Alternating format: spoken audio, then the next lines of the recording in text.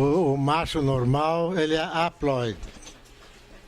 Haploide quer dizer que ele só tem uma série de cromossomas que recebeu ou do pai ou da mãe. Agora, quando é diploide, que todas as operárias são diploides. Os diploides têm duas séries de cromossomas, o da mãe e o do pai. Todos os indivíduos têm duas séries, né? Mas acontece que, às vezes, essas duas séries de cromossomas, elas têm a mesma composição. No caso do macho e da fêmea. Ele recebe como herança materna e de herança paterna células homozigotas que têm os mesmos genes. Bom, quando acontece isso, é possível acontecerem duas coisas. Uma das coisas é o aparecimento de machos diploides. Essas células, apesar de serem diploides, viram machos. Só que esses machos diploides são inteiramente inúteis. Então, quando há um grande número de machos diploides, o pessoal diz que a colônia está perdida, porque haverá sempre um grande número de células diploides que vão dar machos e ela não aguenta a colônia. Então, depois de receber algumas vezes 50% só de machos diploides, a colônia morre. Bom, então, isso foi descoberto por White em 1943, numa vespinha Hymenoptera hebetor. É um parasita, vespa parasita, e ele fez as experiências e concluiu das experiências de que sempre que o indivíduo diploide tem células iguais vindas do macho e da fêmea, quer dizer, células iguais no sentido de que os cromossomas são iguais, né, das células. Então, ele estabeleceu isso como norma, como regra.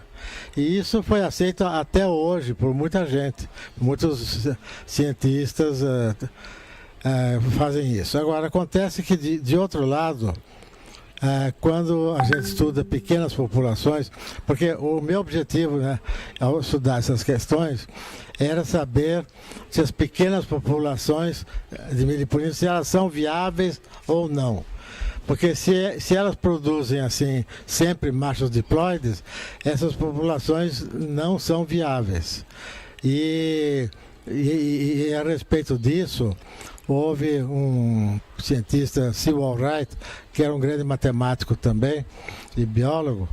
Ele dizia que quanto mais gerações tenha qualquer tipo de animal, então no caso das abelhas a mesma coisa, mais homozigotas vai ficando. Homozigotas quer dizer genes iguais, porque quando a quantidade é pequena de descendentes, no caso das pequenas populações, acontece esse fenômeno, vão ficando cada vez com menos gente, menos genes, e esses genes são perdidos. Então a gente chama deriva genética, é o nome português dessa história. Então, que as pequenas populações vão ficando cada vez mais homogêneas e que com isso as coisas vão se agravando sobre o aspecto genético, com genes prejudiciais, etc, etc. E nas abelhas aparece em grande quantidade um macho diploide.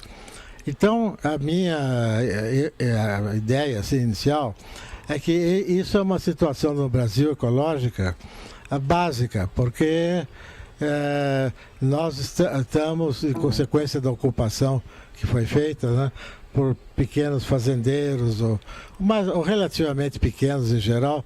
No Nordeste tem muito latifúndio, aqui no Sul o número de latifúndios é bastante reduzido, mas enfim.